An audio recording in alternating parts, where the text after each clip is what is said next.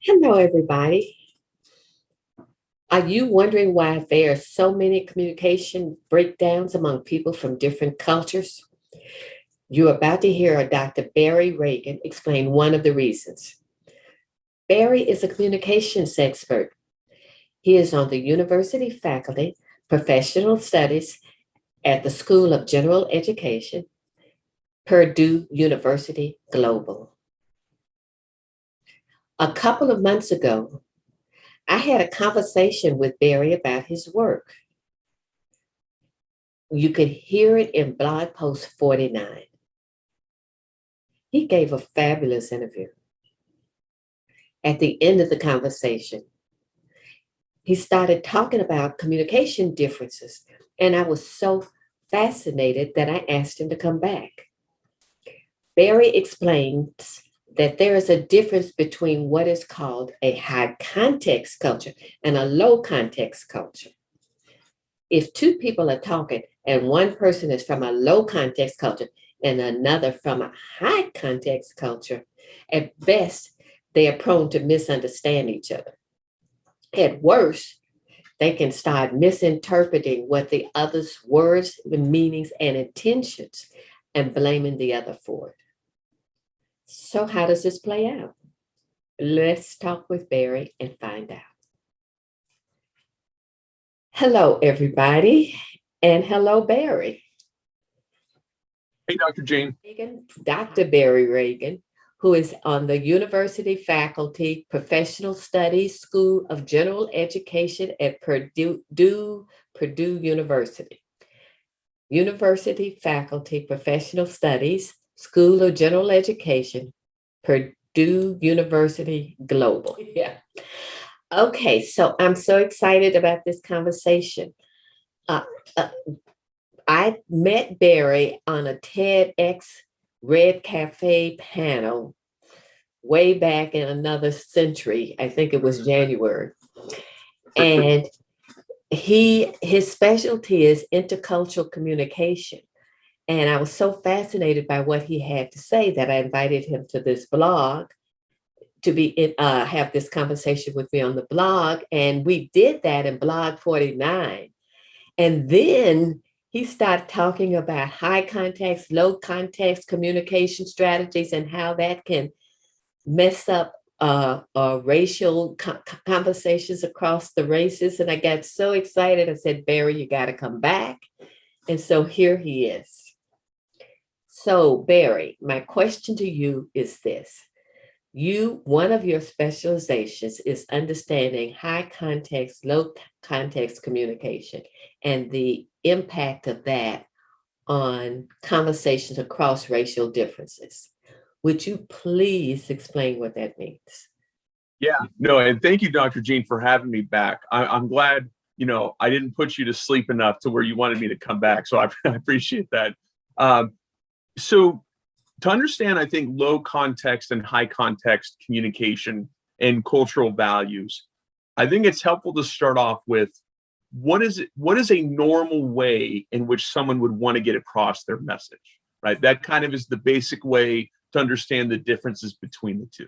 And so context and cultural values and communication essentially is saying, what are the different ways in which people and how to make sense of people from different cultures expressing their viewpoints using different manners of persuasion or norms. And so the difference lies primarily in the methods in which people go about expressing what is a norm to communicate or how to persuade someone. So in a high context culture, the focus is more on nonverbal messages and indirect messages. So the goal of persuading someone who exists in a high context culture is to not be verbally direct or aggressive, to not maybe make the meaning of one's own words very explicitly clear, and instead to use hand gestures, eye contact, body movement, the use of space, all of these nonverbal factors to try and clarify the meaning as opposed to very direct verbal statements. Okay, hang on. Wait, let me just make sure.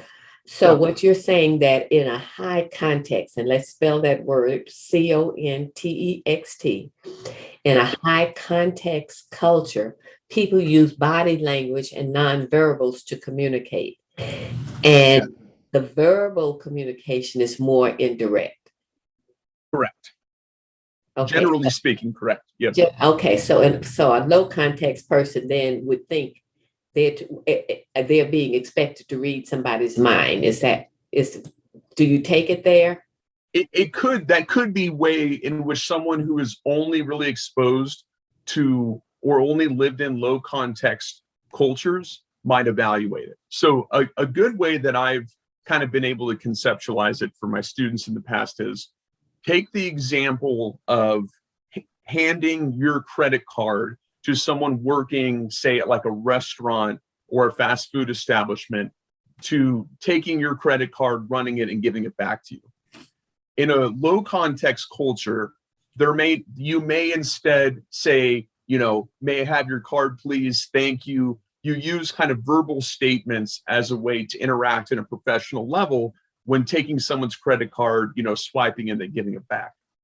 In a high context culture, there may not be communication or verbal communication that communicates that. It may be done through the use of a bowing of the head or grabbing someone's credit card with two hands as opposed to one. So you might find, like here in the United States, if you've ever worked in, the restaurant or fast food industry, you may not have paid a lot of attention to whether the person working at the register uses one or two hands to grab your credit card.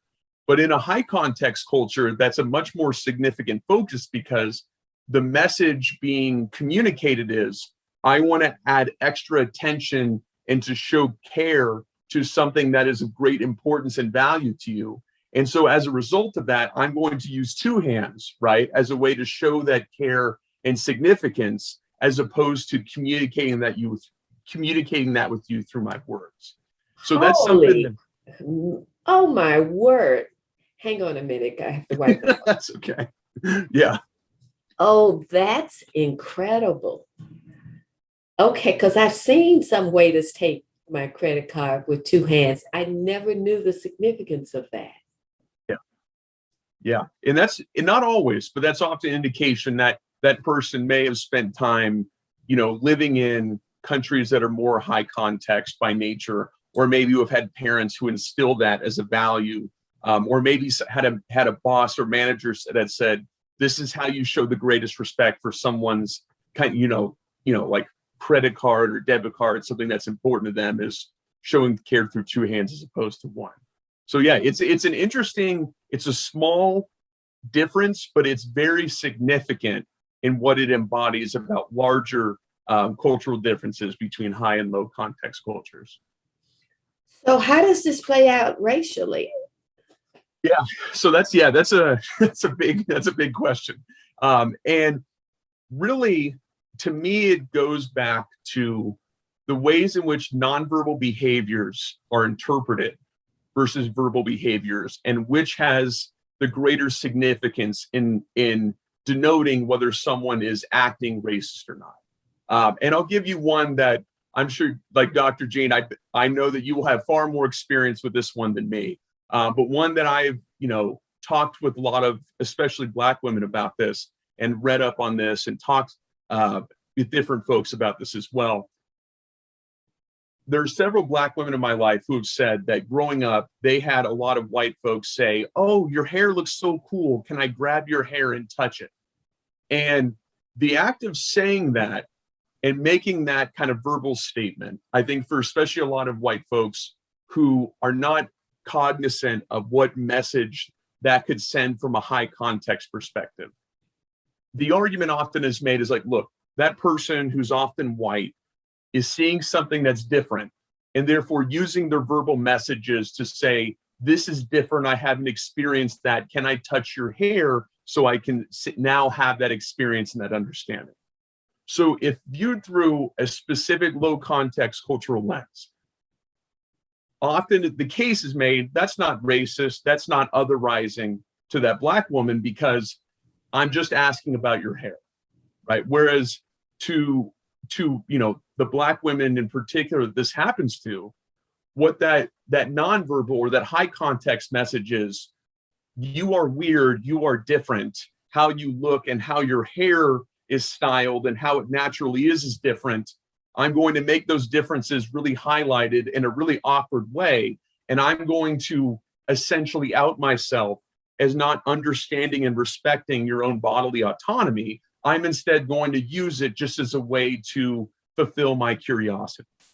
And those are the types of examples that I think play out far too common, unfortunately, in our society. And unfortunately, I think oftentimes white folks are not willing to look at the deeper high context meaning if they feel that's okay or acceptable to say, hey, can I touch your hair?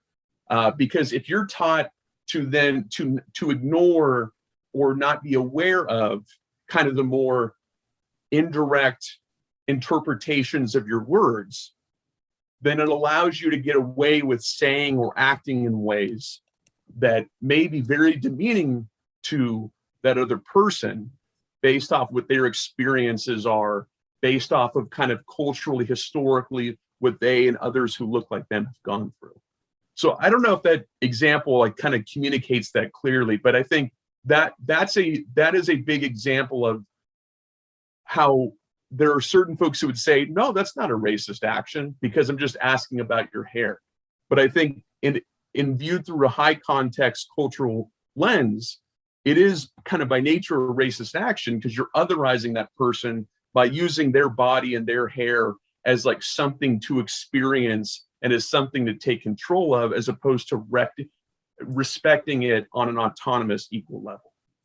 Okay, so I'm still struggling with the high context, low context meaning. And here's why. That example is, to me, an example of white imperialism. You know, I dominate the earth, I have the right to your body, I have the right to the planet, I have the right to do what I want. Yep. And now, for those who are offended by that term, I have to say to people listening that imperialism is something that I have often cautioned my students about when they go into Black communities, to act entitled as though they have it, they own it. Okay, so I don't see how low and high context those words fit into that. And I guess because I have a different lens, a different filter to put on that example. Yeah, no, and really your filter, I think, actually aligns with the high and low context definitions here. Because like, so if I were to say that to you, that to me, that I am communicating a low context, I would say I think of myself as only communicating a low context need to have a new experience, to experience something new, right? So in this sense, me saying your hair looks so different or weird, can I touch it? In a low context society with low context values, right? The directness of that language would be the only thing that's really interpreted, right? So we would focus on just the language of me saying, I want to have this new experience. Can you help me in obtaining this new experience by touching your hair? So, right? So it's only focused on the intended meaning, and you should take my words literally. So a low context culture would say, look, don't read, quote unquote, read into it to more than it is, right? All I'm literally saying is, let me touch your hair for this new experience. I got it. Right? Yeah. So in a very low context cultural sense, people would say, look, don't read too much into it, quote unquote, right? Referring to the nonverbals, the metaphorical aspect. Just focus on me wanting to touch your hair. Whereas, right, you as a Black woman who understands the history and the nuance and the kind of symbolic elements that type of statement infers, you look at it understandably very differently and be like, hey, I'm not an object for you to like control and manipulate. I'm a human being who has the autonomy to not let my body be something to be, experimented with or to be touched, just so that way you can feel like you got an quote unquote exotic experience. Does that make sense? Now I got it. Okay. Yeah. Just make sure. I know it's a tough it's a tough subject, and I wanted to make sure I was explaining that clearly, and to say that to me is part of the root cause of why it is, as white folks, there has to be a recognition beyond the intent of the literal words you're saying. And I think that to me goes back to your original question, which is we have to broaden out our understanding of what is a racist action to include more high context behaviors if we are to understand why it is so common for actions of racism to be perpetuated against, you know, especially like Black, Latinx, Asian American folks, you know, in this current day and time. Okay, so these bells are just clicking, clicking, clicking. I'm going to have to do something. My eyes are watering. I'm gonna have to do something. Wait, just 1 minute. No worries.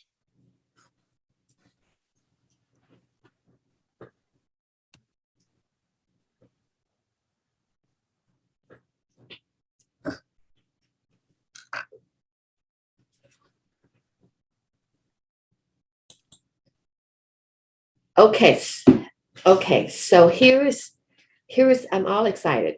Here's how I take it.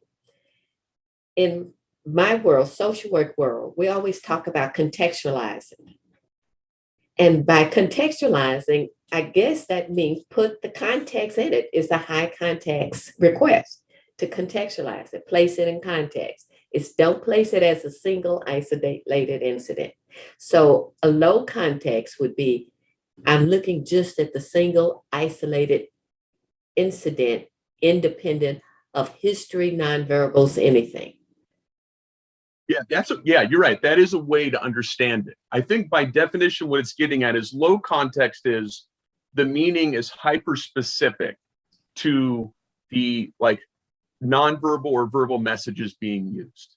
So when you think about like just something like the request, like, hey, I'm hungry, right? That is by nature more of a low context verbal request because the meaning is explicit and clear.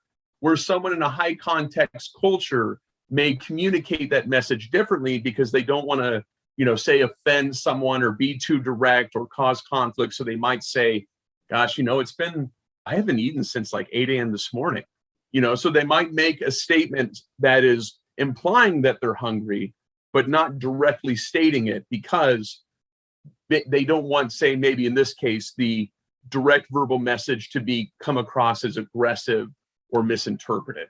So yeah, so you're right. Imposition. Yeah. Exactly. Well, I'll be. Okay, I can tend towards directness. I was raised that way. Yeah. And so it took me the longest time to hear an indirect message without getting irritated. Yeah. So to take your example, if someone says, oh, I haven't eaten till 8, I'm rolling my eyes thinking, if you're hungry, why don't you just say you're hungry? Yeah. Right. And so what you're saying is that's just a different way of communicating and should be respected as such. Yes, that is, you know, and if you were to try and bridge cultural gaps, if that's the goal, right, in your communication, then yes, then looking at a statement like that would be to say, okay, I understand the person is probably not trying to make me feel bad or to feel like I'm at fault for not having helped me eat within the past like 8 hours. So instead of directly engaging in like back and forth conflict of like, well, then just say you're hungry, you know, you might say, hey, you know what, in that case, you know, let's go have lunch right now. And we can, you know, focus on whatever we're discussing on at lunch. And so in a high context culture, the perception of that conversation would be, okay, we avoided direct kind of verbal conflict. We didn't raise tensions, but the messages were still clearly communicated and understood to the point where the problem was resolved. And like you said, you and similar to me came from maybe more low context family behaviors where it's like, you got to speak up and be direct if you want an issue to get resolved. And again, I want to be careful in this whole conversation not to paint with too broad of a brush, because even within the United States, you have pretty big differences, as we've talked about, between some, some cultures in the United States being more high versus low context.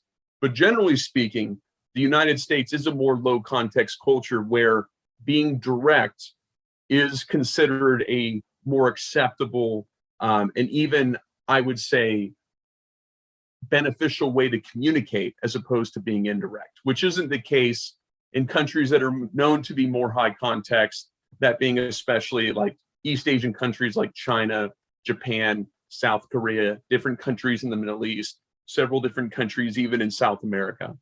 So that would be, I think, the best way to explain and make sense of those differences. Is there a gender difference, broadly speaking, in high and low context? What do you mean by agenda? Gender. In heterosexual relationships, are men or women more likely to read into the other person's statements a context that's not intended?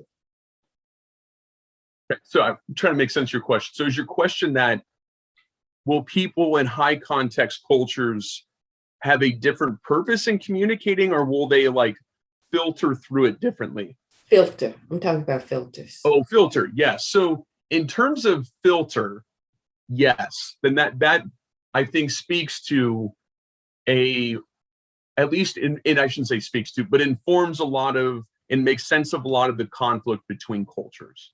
So I'll give you another example here, and feel free to stop me if I'm just throwing too many examples over the place. But there was a famous incident. I don't think I brought this up in our last interview, but there was a famous incident in the mid 2000s where an Iraqi journalist threw a shoe at President Bush, and President Bush dodged it, and it made relatively big world news. Do you remember that? Yeah. So it made relatively big world news, but it was very, very big and hotly discussed within Iraq and different Middle Eastern cultures. And that's in large part because the act of showing someone the bottom or sole of your shoe in high context cultures in the Middle East, like Iraq, Afghanistan, Syria, Iran, places like that, is in many ways the ultimate sign of disrespect. So by throwing a shoe at President Bush, the cultural context of the journalist doing that was to say, this is in essence the most direct way in my culture I can show you disrespect by throwing a shoe at you, because it implies, right, that you are essentially worth like nothing and I can step on you. In the United States, there's not that level of like nuance that's debated with showing someone the sole of your shoe. So like if I were putting my feet up and I were showing the sole of my shoe to say like someone sitting in my office here in the United States, that probably comes across as unprofessional and a bit too lax. But if I were to do that, say to a colleague born and raised in Iraq, that is a horrific sign of disrespect that carries large implications. So to go back to your question of filter, you're right. High and low context definitely changes how we filter in information, because we here in the United States may have laughed at it and thought, oh, that's kind of ridiculous. Someone would throw their shoe at President Bush. But to people who knew the nuances of different Middle Eastern high context cultural values, they knew that, wow, that was a really serious thing to do. Okay, so with Simone Biles, the gymnast who, I can't say that fancy word, perceptor, whatever it is, her ability to know where parts of her body is. Oh yeah. Gosh, it'll come to me. I know what you're saying, like self-awareness, but in terms of like body self-awareness, it relates to like body positioning and are you talking about the twisties? Yes, she said it's called. That's right. Yeah, the twisties. So she dropped out because that perception left. And if you spin it in the air, you have to know where all parts of your body are. All parts are, yes. So people are saying there was a debate. Was the reaction to what happened, was it a racial incident? And all the Black people I knew said, of course it's racial, because of what she symbolized racially in this country, in the world. And I heard some whites saying, why are you putting race into this? This has nothing to do with race, right? So could you is that's another example of what you're talking about? Yeah, unfortunately, I would agree with the sentiment that the white folks who were objecting to race being thrown in as a means of understanding how people were talking about Simone Biles and choosing not to participate. I think there is a racial element, and I think high and low context culture can explain some of it, because this goes in a deeper realm that I know you have far more experience with than I do. But one of the arguments made that a lot of folks who were critiquing Simone Biles said is that she quote unquote like quit on her team by not participating. Yes. And that term quit, right, I think they used as a very low context, direct way of saying you abandoned your team in a time of need and therefore didn't do your proper duty. And there are different ways to look at it, but I would just, in my understanding of the terms and read of the situation, what I think that fails to understand is the act of saying, I am not okay mentally and I cannot perform this nonverbal action, is not an admission of weakness or an admission that I cannot literally do something, but that I have a larger duty and obligation to the collective, that being my team. I have a larger obligation and duty to my community to represent my community the best way I can. And if I am not at that Olympic standard, then it is a degree of selfishness, right? It's like seeking individual attention just to pretend everything's fine and go out and doing that. And so I think, to me, it intertwines with another element of Hofstede's cultural dimensions, which is individualism, collectivism. So that's another kind of component to this. Is I think too often, especially the white folks who wanted to critique Simone Biles for quote unquote quitting, viewed it through this very low context, individualistic lens, like you suck it up, quote unquote, to obtain the individual glory, to prove your greatness. And I think that is that's a really stigmatizing value to place on someone to have to uphold, especially when I think Simone Biles communicated pretty clearly, look, if I'm not in the right headspace to represent my collective team well, and if I cannot, it may seem ridiculous that like, oh, why can't she do all these twists the way she normally does? Well, those twists, right, like represent the manifestation of your own mental health and preparation.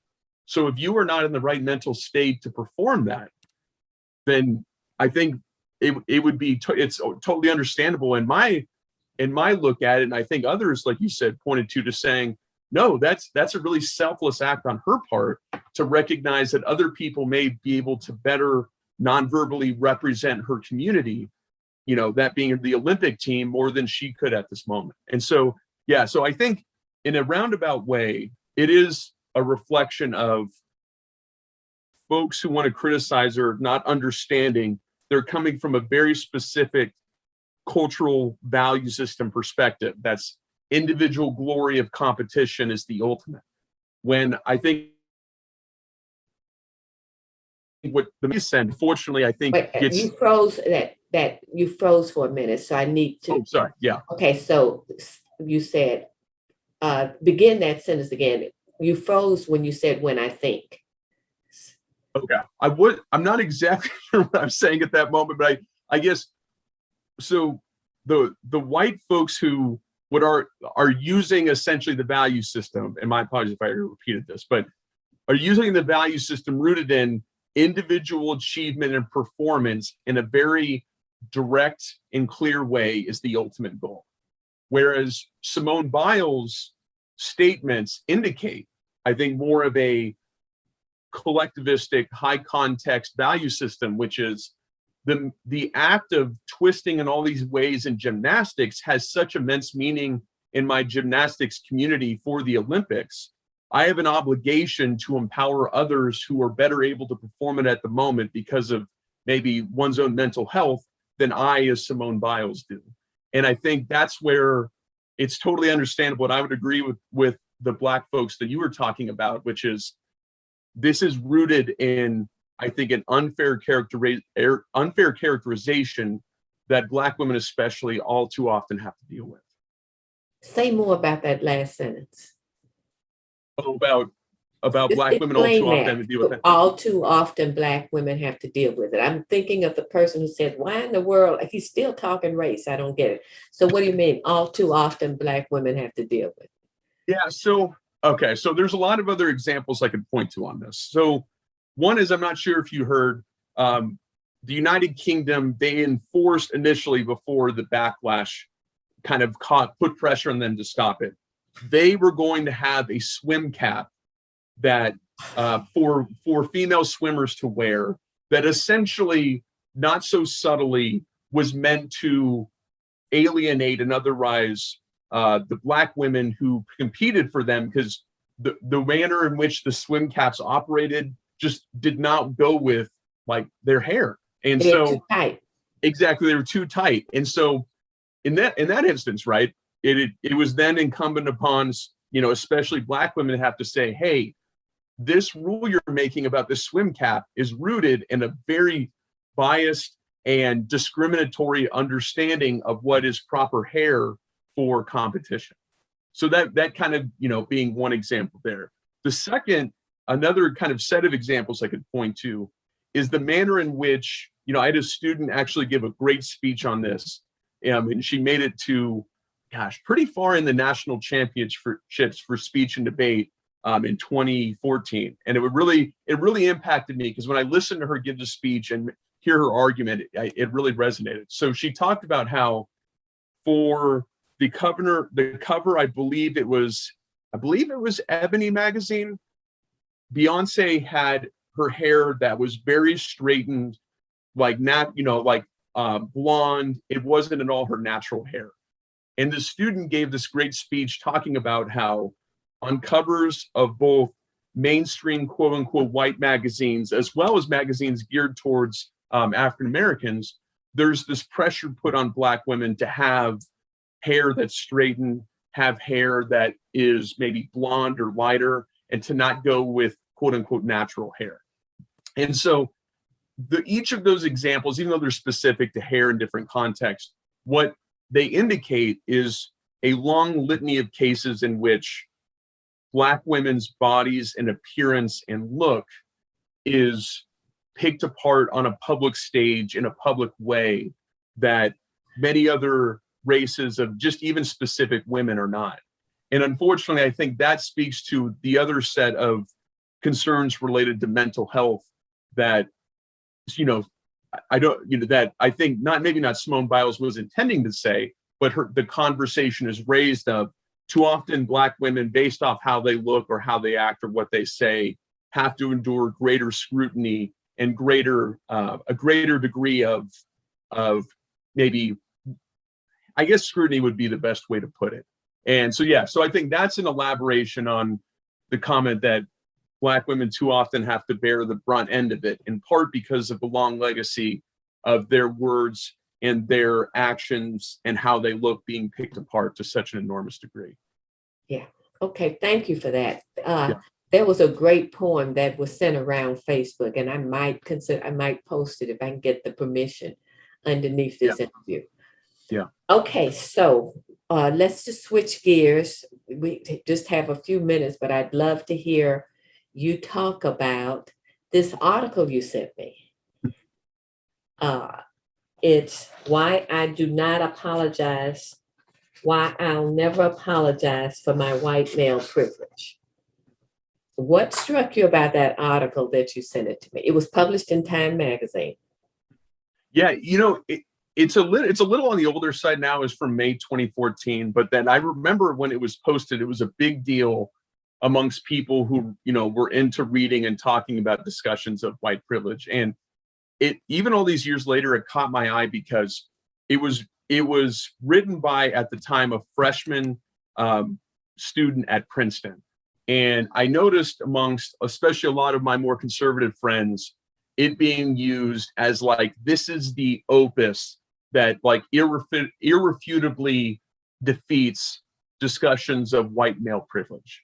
And in it, he makes, pretty conventional arguments that I think on the surface may sound pretty persuasive. His general argument is, I'm on campus at Princeton. People tell me as a white man, I have all this white male privilege. And what he does is he says, he goes back, researches his family history, and he finds out more in his family history that, some were from Poland and had to escape Nazi Germany. He looked up and he found kind of the history of poverty within his family. And he makes this case, and he kind of makes the assertion that because my family faced persecution, in and around the time of Nazi Germany and Poland, and because there is not great wealth in my family throughout its entire history, that this notion of me having white privilege doesn't exist. And there are a lot of folks who lifted it up and saying, this is the definitive case against white privilege. And I wanted to send it to you because, as a point of discussion, because I think it speaks to this very different understanding of what it means to have privilege and whose privilege are we talking about. And so I've talked about this article and I've sent it to my students in class before and gotten their thoughts. And when it comes time to kind of, there'll be a good amount of students, especially white students, like, yeah, he's right. This makes a lot of sense. Like, his family grew up poor. Like, of course he doesn't really have his privilege. And I would say, well, let's look at a couple worldviews embedded in what he's saying. One is he's looking only at his family. He's not looking at the heritage of his larger racial group that he belongs to. So he's talking about specific folks within Poland, right, in this specific time frame that are his family, and using that as the evidence to say, because my family 80 to 100 years ago went through this definitively says that I and others like me who are white men don't have privilege.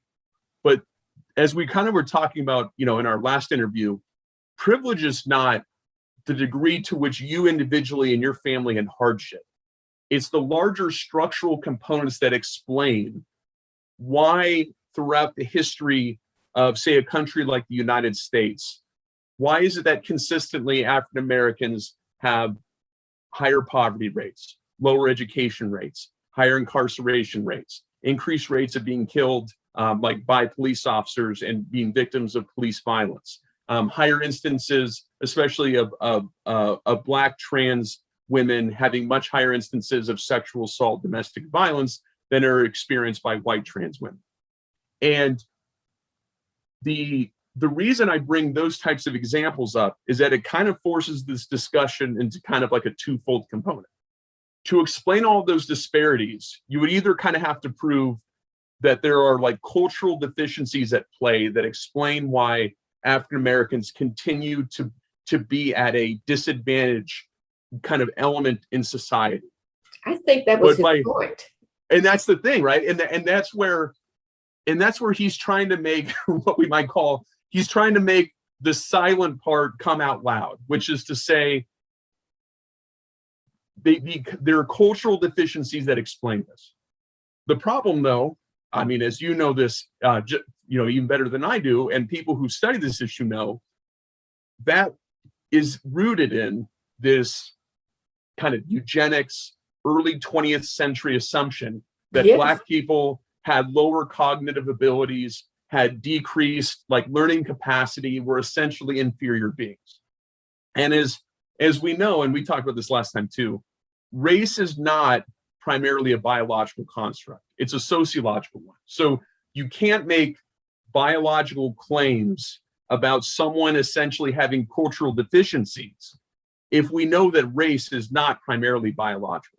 And so the larger point that I bring up in regards to articles like this is, you may think you're making this really smart, nuanced point looking to your specific family's history, but essentially you're grounding your argument in a type of ideology we know to be empirically false. And so because that element of, biological inferiority and cultural inferiority is rooted in just these, not just racist, but incorrect assumptions, you then have to look at structural issues that come into play that explain these disparities. And so I had a student, if you'll give me this quick story to tell, because I think this distills it down on a much smaller Let me level. just comment on something, Yeah. and then your story. Sure. When I hear that, what he had to say, I think, number one, there's a difference between economic privilege and racial privilege, gender privilege. So he's using the word privilege in a full sense without narrowing down what kind of privileges did he have and did he not have. Right? His family suffered religious persecution, so he was not privileged there, but he was privileged in all the other places. So that's one. But second, to the eugenics point you just made, in trying to establish he's not racist, he uses a racist argument. And whenever I hear people say, but I'm not privileged, I had to suffer all these things, then that's a racist argument, and they don't see that. Yeah. Yep. So to your story. And so I had a student say, well, I knew someone who, I'm going to get the exact country wrong, but I knew someone who was also like white American by cultural heritage, but lived in a specific South American country. And I can't remember which one it was, but she made the case, look, I know that person experienced like prejudice by being white in a predominantly non-white region in that country. And so therefore, like, this doesn't just happen to Black folks in the United States, it can happen to white folks in other countries. And I said to her, I'm like, okay, let's say that person wants to leave, okay? And they want to go to a country that has high levels of, say, economic security, a lot of jobs, there are a high degree of maybe economic opportunities. That person, by virtue of being white, can go to the United States, not experience any of those issues. Go to the UK, can go to France, can go to these other developed Western countries. A person who is Black, like in the United States, for example, has to face similar levels of bias, discrimination, and racism if they were to flee it from the United States and go to other countries. And I bring up that point to that student because too often we have to stop talking about this approach of privilege in these very hyper-specific, individualized terms. And we have to look at the broader understanding of the intersection of culture and inclusivity around the world. That Black person, they wanted to escape the United States, will still unfortunately have to experience that in so many other countries, based in part because of history of colonialism, imperialism, this built-in assumption, right, that help to justify, oh, we're going to go to these countries, help save these non-white folks from their ways and give them, Christianity in the 1800s, right? So that person who's African American can go to all those countries and still have to experience that. If you are white, you have so many other countries that you can go to where no one will bat an eye. No one's going to make discriminatory statements. No one's going to judge you in such a prejudicial way, grounded in the history of like colonialism or imperialism. You'll be able to assimilate and fit right in so much more easily. And I think until we start talking about privilege on those larger terms, yes, then it's just going to, the folks like this guy here who wrote this article are going to keep making this point without recognizing, hey, let's broaden this out beyond your family. Look at these larger structural issues as it relates to relations of cultures on a worldwide level. And that will kind of show you that you're being very, very, very short-sighted in how you approach this. Yes, that's beautiful. And I had not thought of it that way exactly, but you're right. Let's look at it, not just individual, not just family, not even just country. Let's look at it on a global context. Okay, well, is there anything else you'd like to add? I guess the last thing I kind of wanted to say that maybe tie a bow on my comments here. I've been thinking a lot about recently, how do you communicate in a way to maybe get these points across to someone who has spent so much time maybe reading articles from writers or getting a singular perspective that says, not to go into the debate over critical race theory, which is a whole nother thing I know we could probably talk about, but I've been dismayed a lot recently reading about some of the folks who are taking very hyper-specific definitions of critical race theory, applying it to work being done to combat racism as a whole, with the explicit purpose of saying, invalidate this line of thinking, so that way you don't have to be open to learning about the broader history, say, of slavery or race in America. Okay, explain that. I'm not following that. Oh yeah, so I'm sure you've been following the debate over critical race theory that's been hotly contested about should it be taught in high school, should it not be taught, things like that. And I've been seeing a lot of commenters, and again, I know, try not to pay too much attention to it, but Ted Cruz made the comment, people who believe in critical race theory are essentially no better than Klansmen who go around like wearing white hoods.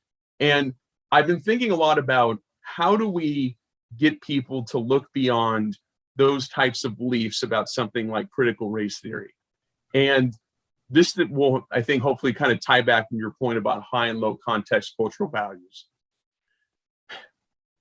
My hope is if we can continue to raise awareness about more normal, everyday human interactions, and then be willing to have discussions of connecting that to larger social issues, the more people's defenses will not be up, and we instead can come to a broader level of understanding. So my hope is, like, for anyone who listens to this, don't give up the fight on explaining smaller scale concepts like higher, low, context, cultural beliefs and values.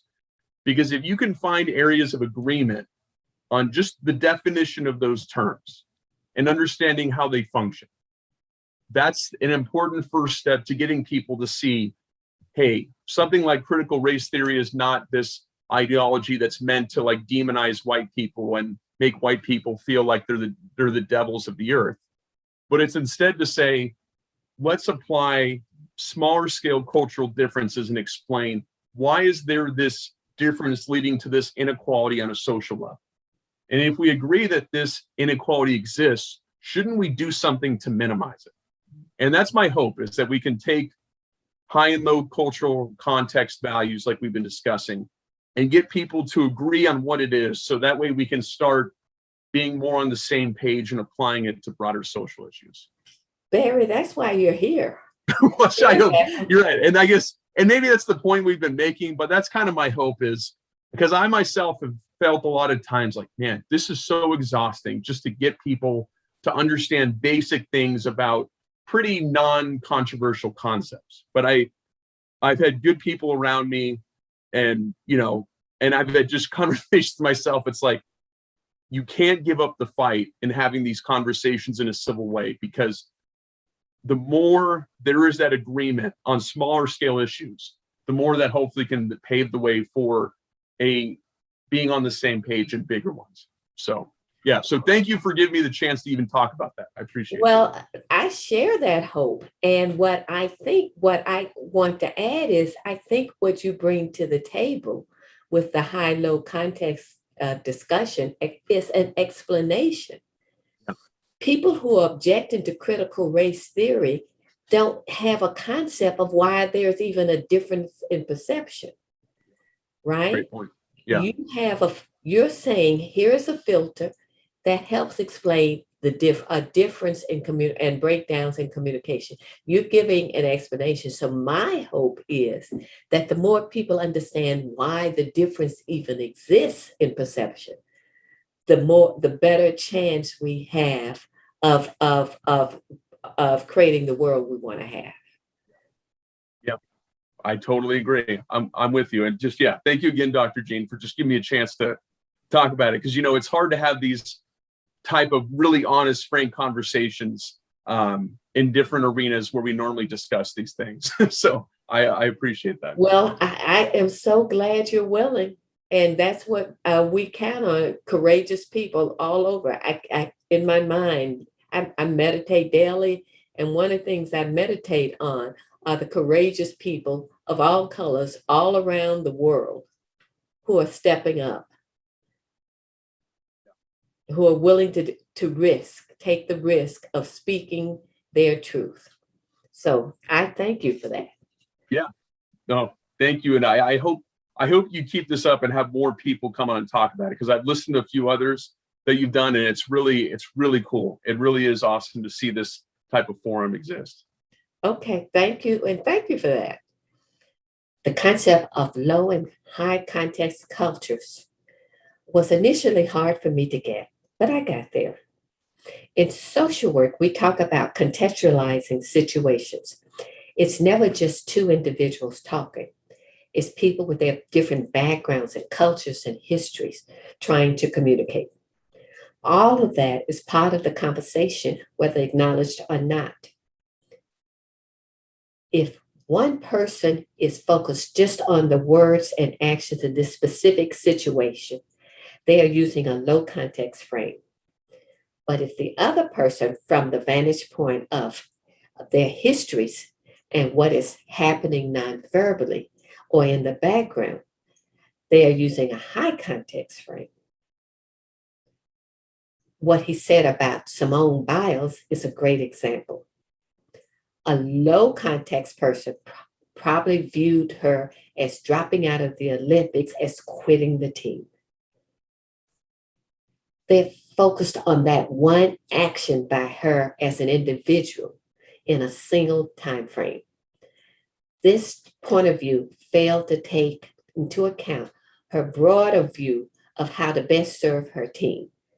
She wasn't able to give her best. If she injured herself, she wouldn't have served no one. In that broader view, staying in the contest would have meant letting the team down. She was looking at it from a broader, holistic point of view rather than making it just about her. Barry also talked about how a lot of white people who grew up in hardship think they don't have white privilege. As he explained, they are not viewing their lives in a broader context. They are just looking just at their immediate family and their immediate situation in a specific time period, rather than looking at it in a broader context. He points out that no matter how poor a white person is, they will be able to fit in and have privileges in a global context just because they're white. Given these differences, how do we foster racial and social justice? Barry's approach is to teach about high and low context culture. His hope is that people who view interactions through a narrower lens will come to consider the broader context. His approach has a lot of appeal to me. I hope he's right. Thank you for being here. I hope you gained as much from this conversation as I did. Please check out Pathfinders, our membership program. You can find it on our website. Also, we would love it if you would subscribe to our blog. Thank you.